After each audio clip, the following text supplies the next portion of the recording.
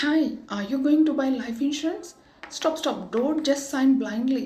Here are some quick checklist. Please go through this. ఎందుకు అంటే life insurance తీసుకునేటప్పుడు few checklist అన్నది ఉంటుంది. అది మీరు క్లియర్గా చూసుకుని పాలసీ తీసుకున్నారు అంటే you will be happy.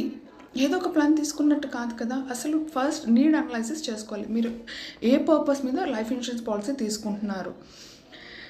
Pure protection కోసమా, లేదంటే మీ చిల్డ్రన్స్ ఎడ్యుకేషన్ కానివ్వండి, సేవింగ్స్ పర్పస్ మీద లైఫ్ ఇన్సూరెన్స్ పాలసీ తీసుకోవాలనుకుంటున్నారా, లేకపోతే ఇన్వెస్ట్మెంట్ పర్పస్ మీద తీసుకోవాలనుకుంటున్నారా అన్నది నీడ్ అనలైసిస్ చేసుకోండి. ఎందుకంటే term plan is for pure protection, endowment plans are for savings, ULIP plans are for investment. So first అది చెక్ చేసుకోవాలి. నెక్స్ట్ థింగ్ ఏంటి, ర్యాండమ్గా ఏదో ఒక నంబర్ కాదండి కవరేజ్. సమ్ అష్యూర్డ్ మీ యాన్యువల్ ఇన్కమ్కి ఇంటూ 10 to 15 times కవర్ అవ్వాలి.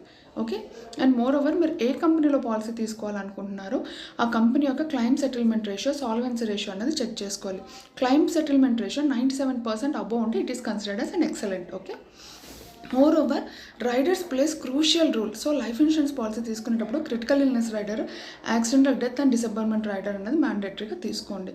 Next thing, waiver of premium. If something happens to you, మీరు సర్వైవ్ అయ్యారు బట్ మీరు వర్క్ చేసే కండిషన్లో, అలాంటప్పుడు వేవర్ ఆఫ్ ప్రీమియం ఆప్షన్ తీసుకోవడం వల్ల ఫ్యూచర్లో పే చేయాల్సిన ప్రీమియమ్స్ అన్నీ వేవ్ ఆఫ్ అయిపోతాయి. సో ఇది కూడా కన్సిడర్ చేసుకోండి. And most important thing, honest. మీరు పాలసీ తీసుకునేటప్పుడు మీకున్న హెల్త్ ఇష్యూస్, మీ లైఫ్ స్టైల్ హ్యాబిట్స్ అన్నీ ఎవ్రీథింగ్ డీటెయిల్గా డిస్క్లోజ్ చేయాలి. అప్పుడు క్లైమ్ సెటిల్మెంట్ అనేది ప్రాపర్గా ఉంటుంది అన్నమాట, క్లియర్గా ఉంటుంది. మీ ఫ్యామిలీ ఎలాంటి ట్రబుల్ ఫేస్ చేయదు.